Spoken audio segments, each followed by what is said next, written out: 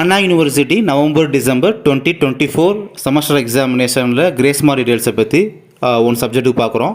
CSC department subject code பார்த்தீங்கன்னா CS3551. Subject name வந்து distributor computing.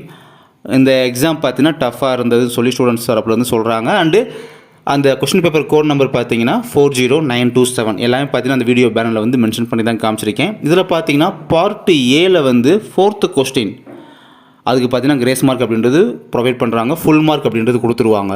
ஏன்னா ஸ்பெல்லிங் மிஸ்டேக் அப்படின்ற ரீசன்னால் பார்த்தீங்கன்னா உங்களுக்கு ஃபுல் மார்க் கொடுத்துருவாங்க.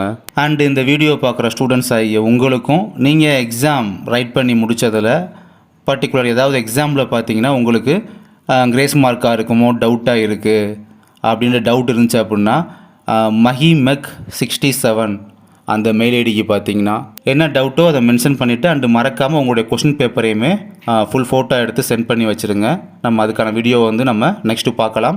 அண்ட் அதை விட்டுட்டு நீங்கள் பார்த்தீங்கன்னா ரீசனே இல்லாமல் இந்த சப்ஜெக்ட் நேம் மென்ஷன் பண்ணி அது கிரேஸ் மார்க் இருக்கா, இந்த சப்ஜெக்ட் நேம் மென்ஷன் பண்ணி இது கிரேஸ் மார்க் இருக்கா அப்படின்ற மாதிரிலாம் எதுவும் கேட்காதீங்க.